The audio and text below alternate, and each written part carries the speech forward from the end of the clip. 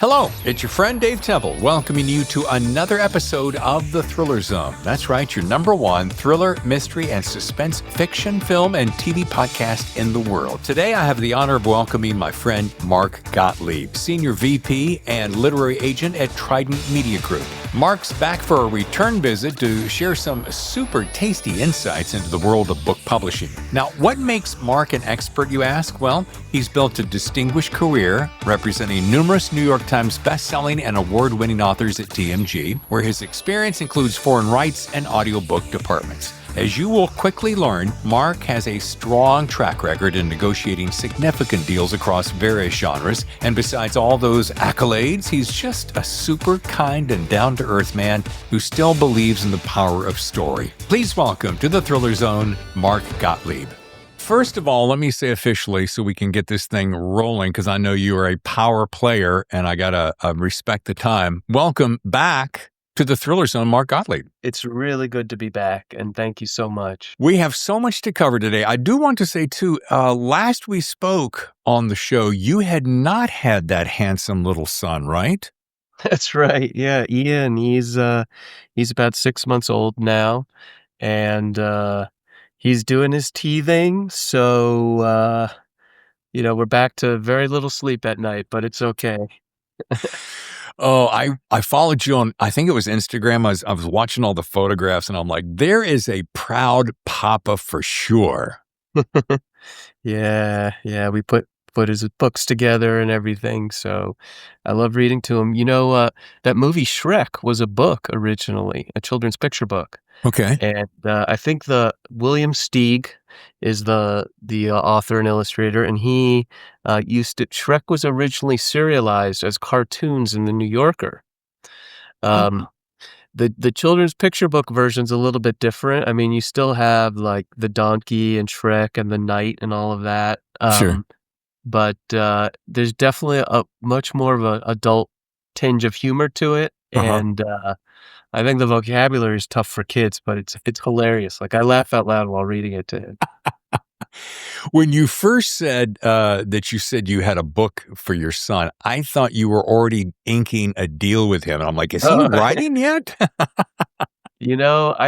I find that like parents who have kids, they suddenly they're in tune with that audience, and they're wanting to write those kinds of books because they're reading them day in, day out. But I've honestly been doing a lot of thrillers. I started working with this guy, Daniel G. Miller, who's a USA Today bestselling author. He has this book called The Orphanage by the Lake, which, he had originally self-published that book. And he sold, tons and tons of copies. We got him moved over to Poison Pen Press. It's part of Source Books, and they're majorly owned by, actually, I think now they might be completely owned by Penguin Random House. And so he's happy. They went back and bought some more books. And he, it's a big life change for him. When he came to New York to meet with me, he said, he flew to my office. He had changed his whole life. He sold his dry cleaning business. He moved to Miami, and he was writing full time. The self-publishing was working out for him. And he said to me, I want to be a number one New York Times bestselling author. And I didn't laugh, or I didn't make a face. I didn't have any kind of reaction. I didn't scoff or anything like that. I just looked at him and I said, you know what? You're absolutely right to want to think that way, because you need to be audacious for those sorts of things to happen. Like Barack Obama, the title of his book was The Audacity of Hope. Uh-huh. He had to have been thinking to himself at the time when he was running for president, like, I'm going to be the first Black president. Yeah. If he wasn't thinking with that level of audacity, now it's not audacious anymore that he's done it. But, otherwise those things will never happen. So I was so glad to hear from someone that it's not like their head's too big. They just hold themselves in high esteem. Yeah. And he's on that track now, Well, I think there's a whole lot to be said for, and I wholeheartedly believe in this, that you need to have a solid intention. You have to really place in your mind, this is what I want. This is what I want more than anything. I'm willing to make the sacrifices that it's going to take no matter what. And if you start there, I think you have a better chance. But I hear so many people go, "Oh, I could never do that." Well, you've already kind of set yourself up for that, haven't you? Was the big word of what are we in 2025? It was manifesting, you Yeah. know? And I think that's a big part of it. The same way they say 80% of success is just showing up. I mean, I can't be on your podcast unless I show up here. So there's 80%. But I think when you speak those words, it's like saying something in the mirror, and then it slowly becomes a reality. And so, I'm finding that to be the case, and I'm always trying to, build people up. Hmm. Like, I do an online writing workshop around, comp titles. Like, how do you say, "My book is, this meets that?" And Yeah. what I hear from a lot of writers who I come across when we're talking about, comparative or competitive book titles, comp titles, they say, "Well, I heard from someone I shouldn't compare myself to a bestseller because, I could be laughed at, or they won't really believe me or take me seriously." And I said, "You know what? You have to hold yourself in high esteem." So, you know, I encourage them in that way. And anyway, Isn't that also an expeditious way to get to the point? I mean, especially in an elevator pitch, if you've only got a matter of seconds to speak to someone and to pitch them, if you go, "Hey, I'm looking behind you. It's Logan's Run meets Shrek." Okay, I'm just pulling that out. yeah. Which sounds crazy, but you're like, you instantly, because you're familiar with both Logan's Run and Shrek, you went, "Oh, so it's Logan's Run meets Shrek in a, uh, uh, Walt Disney universe." I'm so obscure. The point being, you've now pulled a well-known title, and placed it inside a well-known world. So it just jettisons you to the pitch instantly. Oh, definitely. I mean, I say to writers who, maybe in a nervous moment, they've forgotten the hook, the quick pitch for their book. Like, some of them, even I've seen on the back of business cards, they'll write it down so they don't forget. And, actually, this is my personal calling card. This is not my business card. Okay. It's, just a little clever, thing there. Is that saying Anyway, since 1967? it's 1987. Oh, I'm not 80. that old. Okay. Ooh, sorry. It's Alright, 1967's not old. That's still sprightly, I think. For writers, you're right, they could always fall back on the comp titles. And I think, a good one is like a major best-selling book published within the last 5 years, ideally, a couple of those. So, I find that people sometimes will lean on that if they have to, and, so it's good to have those. But beyond it being a way to hold your work in high esteem, and publishing being a business too, Sure. when publishers are running their numbers in these profit and loss statements, or we call them P&L sheets, um, the magic numbers are going to plug in for how they're going to predict how a book could do is really going to be those comp titles. So it's important to have that well in hand. Yeah. Have you come across a comp title, say in the last year or so, that you went, "Wow, not only is that a riveting comp, but your story actually matches it"? Oh yeah. I mean, there are times where the comps could be far off, where it matches great. Will it ever be 100% spot on? I mean, impossible, Yeah. because every author, every book is unique unto itself, right? Can't really replicate everything, but if it even shares the vaguest aspect with the book, it could be a reasonable comp. And the main goal being this, it's to hold your work, in high esteem, you know? And so if it accomplishes that, like it was a major bestseller or a major award-winning book, then I think you could have a good comp on your hands. And before I spin off of that comp story, does have you ever, does this work? Could you comp a major selling book and a hyper popular TV show, like, say, for instance, Severance, which everybody's talking about on Oh, I've been Apple? watching that. I was just talking about that with someone. Yeah. So if you said, you could give me a title like, okay, I'm trying to think of something. Okay, I've got Adrian McKenty coming up on the show soon, and he's got Oh, that'll be a good one. Hang on, Hang on, St. Christopher meets uh, Severance. Severin. Okay, now again, that's very obscure, but I'm just making the point of this world of a book.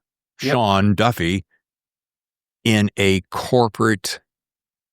How do you? You I think you get the point across that Yeah, way, but the thing is that publishers and agents, they're trying to figure out, where does this book go on my list? yeah, Where does it go in a bookstore, and how well might this book do? And so in giving someone, like, saying, my book is like this TV show or that movie or that song or that Broadway play, it doesn't help in the same way as if you gave a book. got So it. you'd be better off, for instance, I feel like a show and better yet, a book that has a lot of kinship with Severance is, Blake Crouch.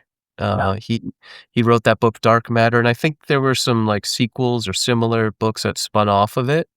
So that might be, like, a better comp if someone were, seeking something like that out. Um, it's funny, those are, like, the 2 shows I've been watching right now. Um, yeah. I know that I have done studies recently on the show, and I'm finding between the world of shortening attention spans, people drop out of the show quicker these days than they used to. So there's a couple points I really want to get to that are essential to having this conversation. And I know something about you and I. We've built a friendship to where we could sit down and probably talk for several hours. But A, you're a busy guy, don't have time. B, we got other things to do and talk about. But there's a couple things. I don't want to gloss over what's it like to be a super agent, because you're going to think I'm spoofing on you, but you are one of the most prolific, powerful, popular, any other P word I can think of real quick, um, um, agents in the world today at Trident Media Group. So I want to kind of get a glimpse of, what's it like? You could say a day in the life, or you could say how long it took me to get here, as before we move on to the second, more even bigger point. Well, I could tell people, yes, definitely a little bit of the day in the life of an agent, and in getting here. I mean, we talked about this too a little bit on the last show. My journey was a little bit unique or different from other people who might have kind of stumbled into publishing out of the humanities. Although now a lot of schools have degrees, both undergraduate and graduate degrees in publishing. I never thought to myself, like, oh gosh, I could get a master's degree in publishing, and it's suddenly a new thing. It's funny, if I went back to get that degree, I'd be sitting there thinking to myself, I should be teaching this class, not sitting in it. But anyway, yeah, I grew up in the family business. Both my folks always worked in publishing, so I was always around books all my life, authors, books. And so, I studied publishing at college and started a small press and worked at Penguin Books, and then worked my way up at the agency and built out a big client list. I mean, these are not some of them, not all of them, but a lot of the books I've worked on behind me there. I had to make room on the bookshelf, so there's some stacks over there. But yeah, a day in the life of an agent, what's that like? You know, that's the interesting thing. You could walk into the office and never know what's gonna be coming your way. Like, but some of the regular reoccurring stuff. We're doing outreach, like trying to sign new clients to the agency all the time. Be they coming our way by referrals or query letters, or what we're reading and seeing online, or whatever. Um, so signing up clients to the agency and then working with them to prepare their manuscripts to be submitted to publishers. So we craft a pitch with them, work on a submission list with them, go out on submission, field offers from publishers. And I can tell you that publishers getting a submission from Trident, they perk right up because of the clout of the agency. They know our work. So um, we get good deals for authors, good contracts, and we help the author through the publishing process too. So it's sort of like, I suppose, what a talent agent would do out west, only we do for authors and books, and we're situated here in New York City where book publishing is. This is really the heart of major trade book publishing. Well, if anybody goes to your website, I had not been to your website recently, and if you go to the homepage, tridentmediagroup.com, it's a who's who of some of the best, biggest books out there, many of whom who have been on the show, which was an extra little bonus to me, feeling kind of proud of that. But uh, so one of the other great things about Trident Media Group is you represent a bevy of nonfiction authors as well as fiction. A lot of people go in this world, thriller fiction, that's our whole world. But I'm like, be aware of the fact that there is a volume of nonfiction books out there. Do you have a ratio of what is more popular at a moment in time, or something that sells better, or is that just literally as the wind blows? Oh gosh. Well, I mean, the wind does blow in publishing, but it blows like a breeze, not like a gust, maybe, it's very kind of slow moving. Not to say it's not strong or anything. It's just, things don't really turn on a dime in publishing. But we work in a range of spaces, like you say, between fiction, nonfiction, even children's books and graphic novels. Um, Nonfiction has always been very subject driven and, sort of who the writer's platform is. Fiction is always going to be really driven by quality of writing and storytelling. And then by extension of that, an author becomes a brand or a household name. And the interesting thing is that I find in fiction, commercial fiction, be it, thrillers or romance or sci-fi fantasy, whatever, it's sort of like the industry is very sort of reactionary in a way. A big title comes about, and not until another one happens does the industry really adjust or change to that. Like when Dan Brown wrote the Da Vinci Code, Uh-huh. suddenly publishers were on to wanting to do, more, historical kind of treasure hunting, thriller sorts of books. Or when Gillian Flynn wrote Gone Girl, publishing really got stuck on domestic noir, domestic suspense, which oddly enough it's still really stuck on. And publishing is kind of, I think, feeling like sort of fatigued by it, and yet those books are just keep going and going. And so, I don't know what will sort of come about to be the next big thing. No one can predict that, but when it arrives, um, I don't want to say there's a lot of mimicry in publishing, but every publisher and author will be thinking to themselves, "Where's my version of that book?" Sure. So that's what it takes to reinvent like a given genre, a book that really lifts the entire industry, be it like a Colleen Hoover, or someone like that. Did you notice, of course you noticed, what a silly question, when Gone Girl had its stratospheric success, it seems like every book for a long time had the word girl in it. Yeah, in fact, there are still some books that are doing that. And I think it's not for any kind of lack of creativity, but I think it's meant as like a kind of branding cue to readers as to say, this book is like that big best-selling book over there. It kind of goes back to the comp thing Comps. Yeah. in a way. Same thing with Da Vinci Code. After the Da Vinci Code, there are all these books with the word code in it, Yeah. you know? So it's sort of like, I don't want to say knock off brands, but, so that people can understand at a glance what kind of book it is. Well, and to that point, I want to go to one of my very first, what I call official questions, because I'll write some down, and a lot of them I'm going to just go off the cuff like you and I do.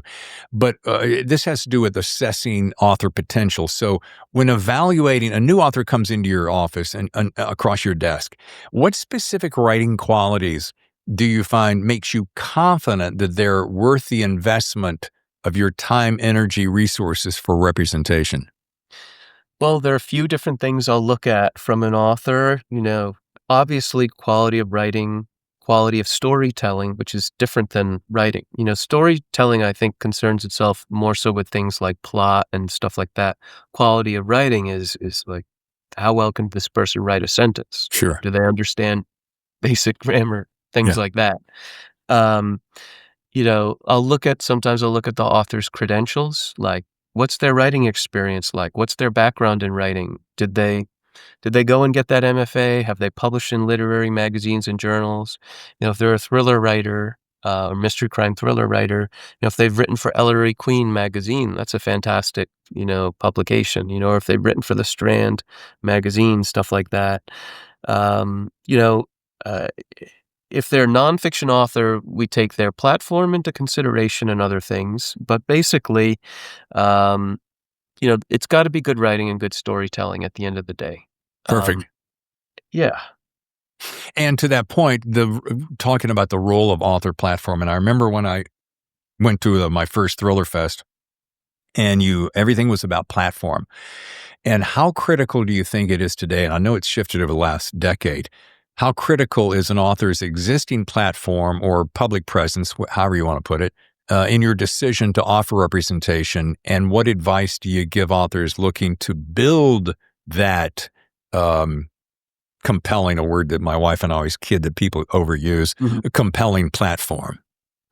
That's the interesting thing. I mean, platform used to always be concerned with nonfiction books, and then sort of this very odd thing I'm finding now more and more is that publishers get excited by the thought of an author who already a fiction author who already has a big platform with the audience, kind of baked in. Like you're seeing a lot of these people who are basically TikTok personalities, Sure. writing books and them going on to become bestsellers because, at the flip of a switch, they could tell all their followers to go and buy the book. It's probably a mixed bag. Like some of it is people who are buying a book to own a piece of that author, to own a piece of that brand, and then other people who know it. Maybe it's good storytelling and good writing. Like I have a client, Kelsey Impichichi, who I found her on TikTok because I browse TikTok from time to time looking for new potential authors. And what she's actually known for is she's got millions of followers, but she plays video games for a living and records herself playing video games. Remember that game, The Sims? Oh, sure. Yeah, yeah. And so she plays that. She's very good at it. She had a column for a while on BuzzFeed, Newsweek BuzzFeed, doing, writing like some comedic stuff.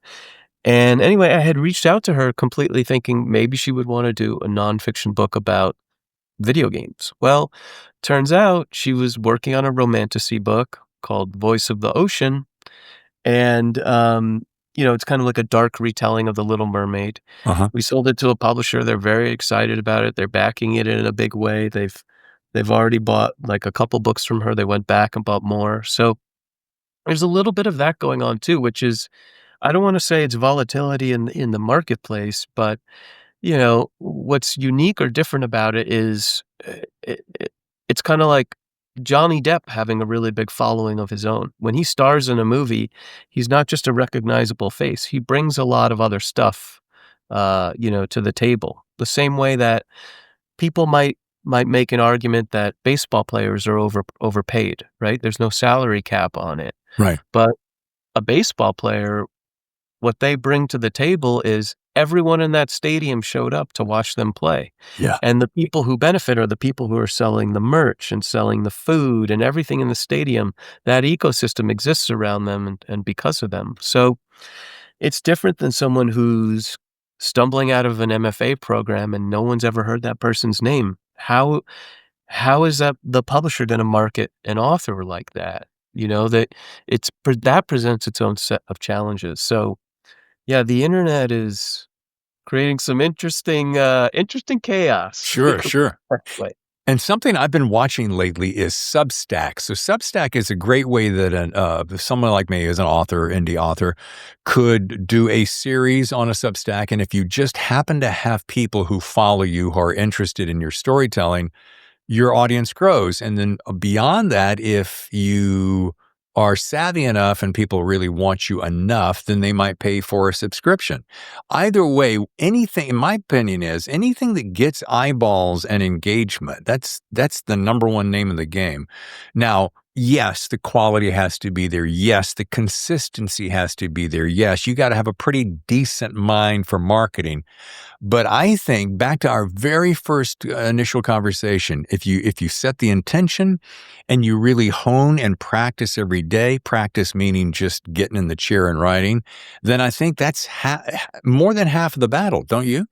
Yeah, it's the same thing, that 80% of success is showing up. I forget who said, but if every day you wrote one page, end of the year, you have a full book, 365 days, 365 pages, right? Yeah.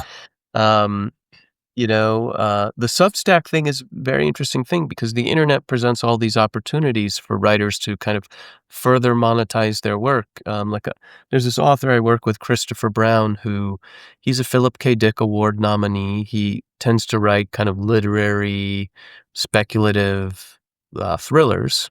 Um, for instance, the premise of his first book, Tropic of Kansas, and this book we were out on submission with this book, like, I think in like 2016 or early 2017. I mean, Donald Trump had barely even shown up on the campaign trail. The premise of the book was that a telegenic businessman of a dictator becomes president of the United States and tells us to build walls between us and Canada, between us and Mexico. We build those walls.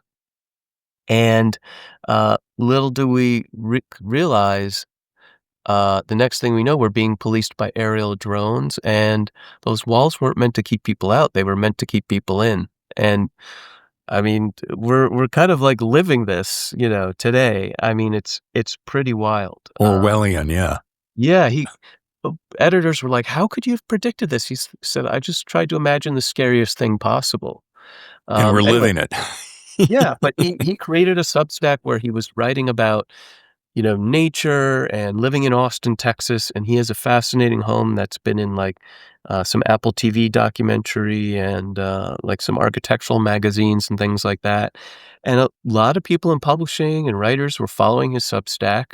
And it became apparent to us that he had to do a nonfiction book, you know, around this. And so I actually have the book, right here. I could grab a Yeah, let me copy. see it. Let's see. Okay, while Mark finds the book, let's take a short break. We'll be right back. Welcome back to the Thriller Zone. So this is A Natural History of Empty Lots. Oh, wow. Field notes from urban edgelands, back alleys, and other wild places. He had done this book with Hachette Books. They have an imprint there called Timber Books. Uh-huh. And we got the nice quotes on the back, like from Beautiful. Jeff Vandermeer and Kelly Link and others. And so, yeah, this started completely as a Substack. And how apropos that the publishing company is Timber Books on lots and homes. Oh, well, because their whole thing, this publishing imprint, they're all about books about nature and things Oh. like that. And actually, that's his home on Oh, the wow. cover of the book there. It looks like which a I've Frank been Lloyd to. Wright. Oh, it's fascinating. Yeah. It's almost like, you know what? Kind of like a hobbit house. It's built into the land, so it's naturally heated and cooled by the earth. And they have a saltwater pool, so it doesn't require any kind of chlorine or anything like that. So the animals can still be around the pool and stuff like that. And then what he did with this property that he bought in Austin, Texas, because he's a bit of an ecologist, he rewilded the land. So he introduced wild flora and fauna that you could only find in the far out wilds of Texas and right in the middle of the city of Austin. I mean, his whole property is fenced in, but there are wild animals all around, I and love it. it's pretty cool. The other book I mentioned earlier, the TikTok star who, did this book, Voice of the Ocean. This is with Blackstone. Wow. Some nice quotes on the back there too from Colleen Houck and Brian Chick. But yeah, this kind of started online as well in TikTok. So you never know. I mean, You never know. you got to get putting yourself out there. That's the thing. Put yourself out there, follow your dreams, set your intentions. And, I wanted to make this comment. I didn't want to make it sound like it's all about me, but I remember when I was about 15 years old, I wanted to be on the radio. I knew that's what I wanted to do. My voice had changed way early. I had that ability to think quick on my feet. I used to, sit in the closet with a hairbrush and pretend I was on the radio, but that's what I wanted to do. And I'm like, I don't care what it takes, but I want to be in at least 5 of the top 10 radio markets in the world before I reach 40. I mean, that was at 16, and I did it. And my point is not to toot my horn, but to say, set your intentions and come from a place of honesty and passion, not, oh, I want to be a rock star. Yeah, maybe you want to be a rock star, but my point is set the intention. And Yeah. I applaud that. And I love the fact that these people were just following their dreams, doing their passions, and then the wave came to them. After you set those intentions, you got to sort of wake up every morning and be doing those things. Yeah.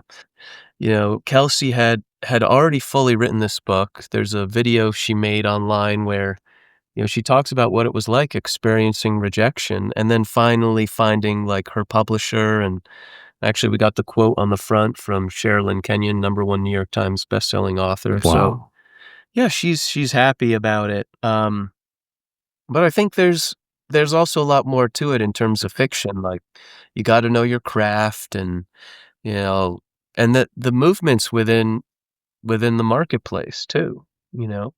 Now, you've heard this phrase, we talk about this on the show, writing to market.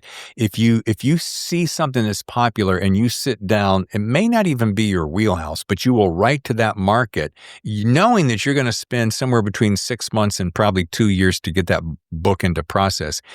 A lot of the folks like yourself in your position say, don't do that because the market may shift at any given moment. Do you agree with that pretty much? Yes and no. Publishing being slow moving, and even the amount of time it takes for a book to get out there, most publishers aren't looking to publish at least for 12 to 18 months, either from date of a signed contract or delivery of manuscript. But I think if you're going to try and ride the crest of a wave, you got to be just kind of almost right out there near the crest. Like if you're too far out from the wave, that's it. You won't really catch the wave. Right. So that's timing is key with that stuff. Like even people being, romanticy sucking all the oxygen up in the room, or, books about Donald Trump in the nonfiction space sucking all the oxygen up in the room. If you're going to try and be one of those books, it's hard to stand out in that crowded marketplace. I've always believed it's better to be the one making the waves. Like I'd rather be Dan Brown than one of his imitators. That being said, it's hard to make those waves, and sometimes people will want to try and write to the market, and so I can understand that. But yeah, you got to be kind of early to the party if you can get there. I like your metaphor for catching the wave, because being here in San Diego, I sit there on the cliffs and I watch the surfers, because I'm not going to get there and do that.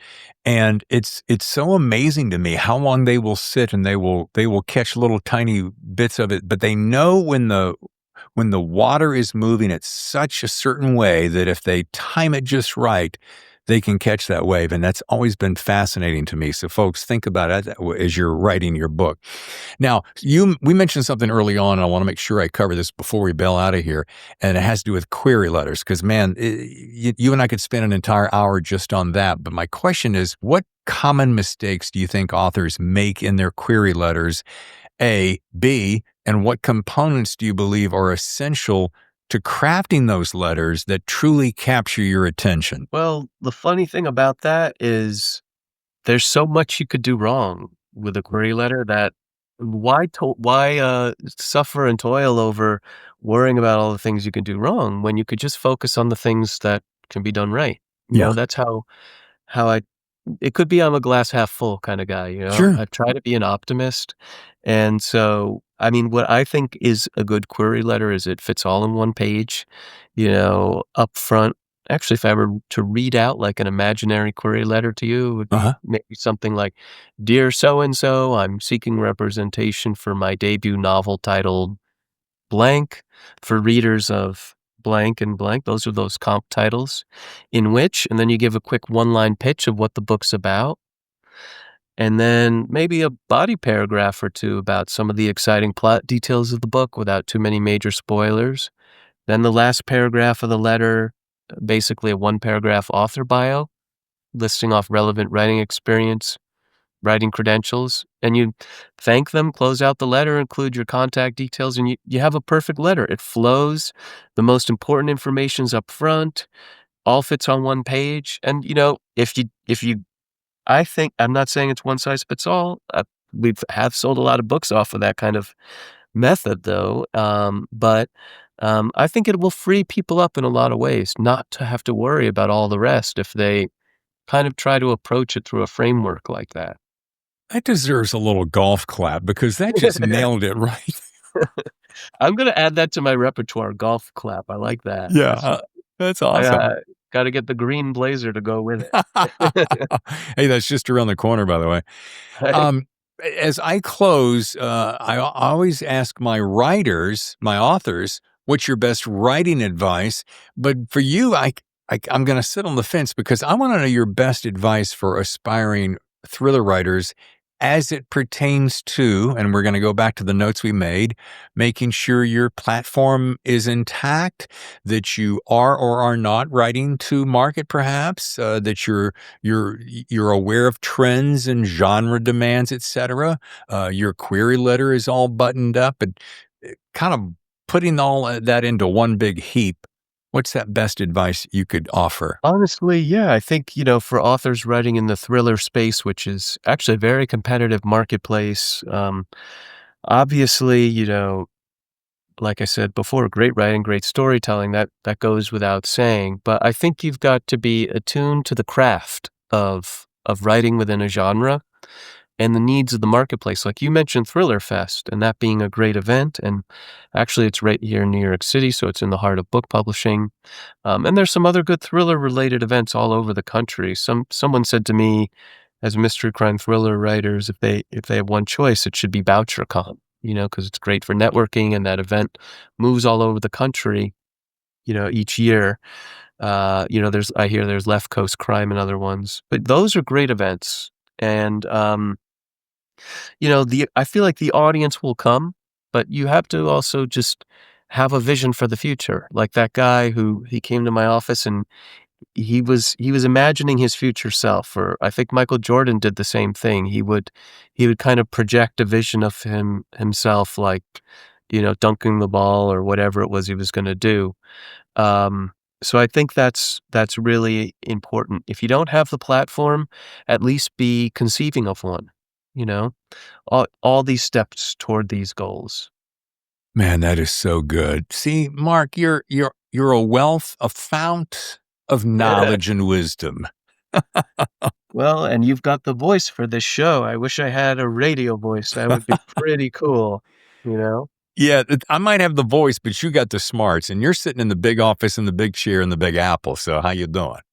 Hey, I love mystery crime thrillers. I think they're a great group of writers. They're some of the toughest writers out there. Like they've got a lot of grit and stamina about them because they know that it's not easy. And so I have a lot of respect for writers and how hard they work. And when someone gets to that point like that, I mentioned that guy Daniel G. Miller. There are other clients here.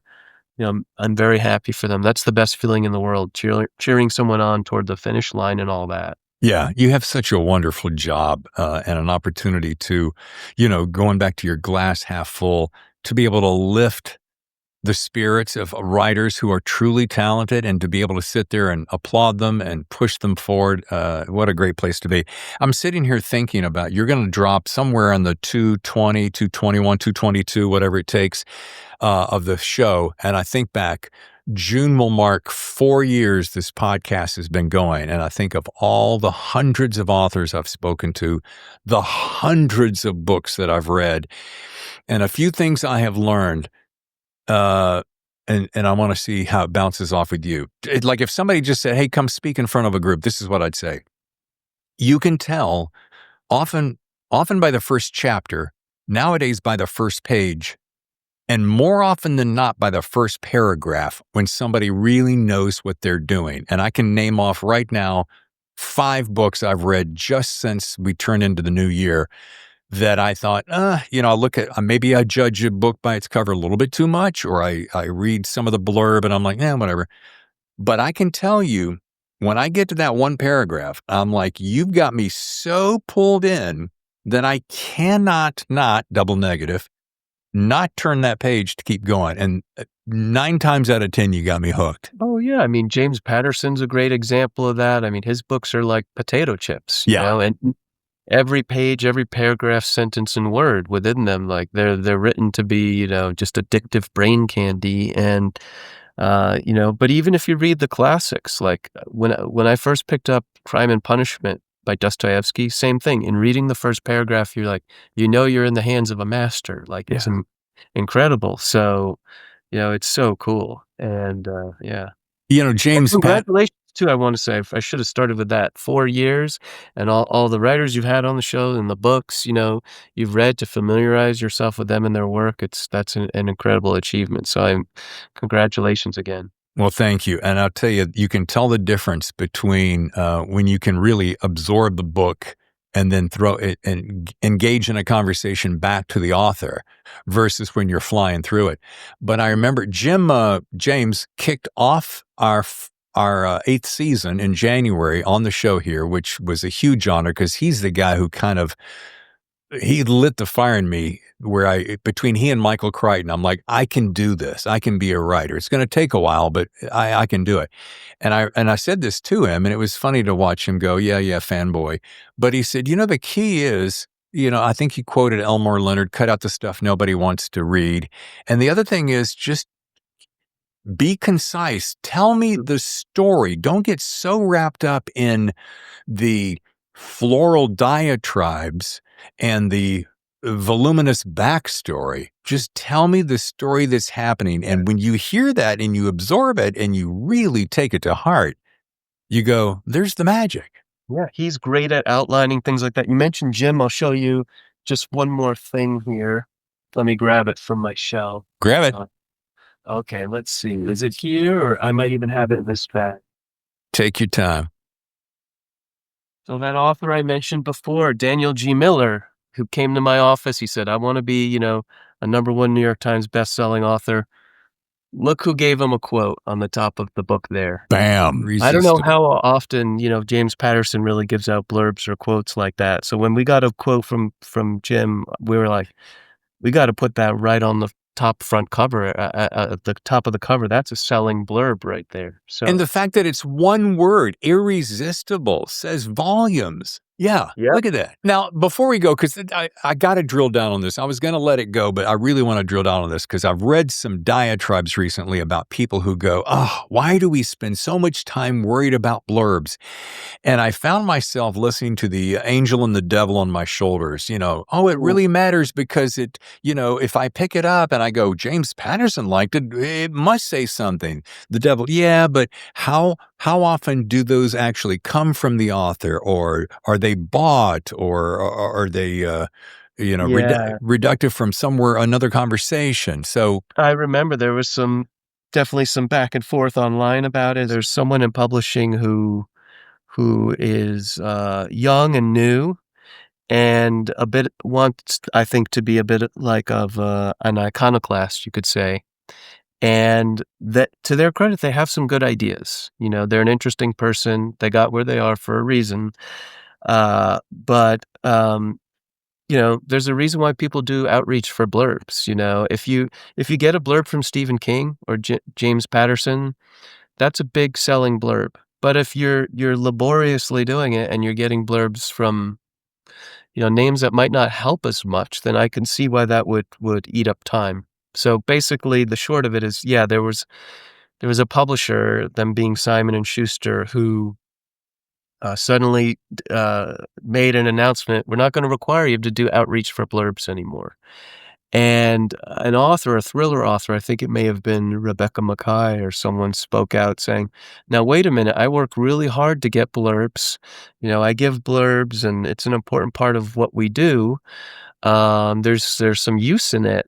Some people said, well, it doesn't sell books. I mean, I think it sells books. And why would people do it if it didn't make any sense? If you can show me the data, if you can show me the real research, that speaks to the fact that blurbs don't sell books, then absolutely you have an argument there. But Yeah. otherwise, I mean, I think someone's going to pick this book up, see James Patterson's name, and want to buy the book. Yeah, I probably would. I'd be that guy.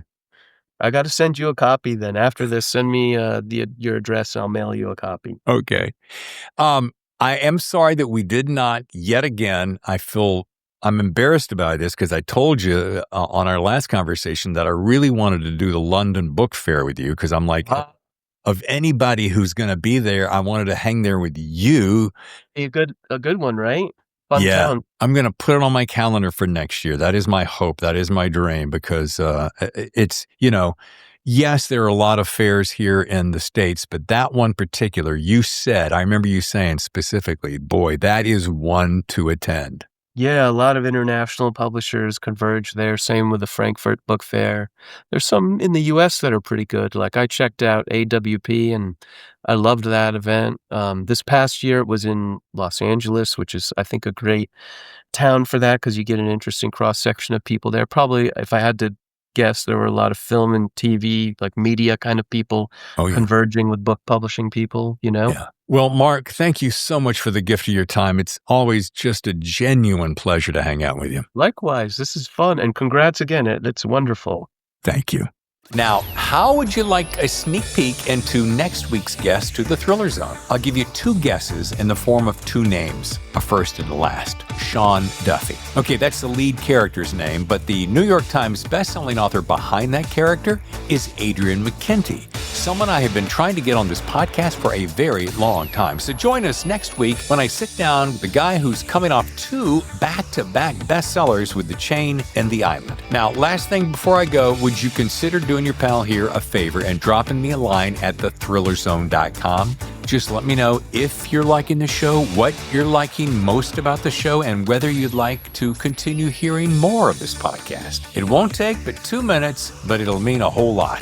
The website is thethrillerzone.com. Our email is thethrillerzone@gmail.com. And while you're there, be sure to subscribe. All right, I'm Dave Temple. I'll see you next week for another riveting episode of The Thriller Zone. Your #1 podcast for stories that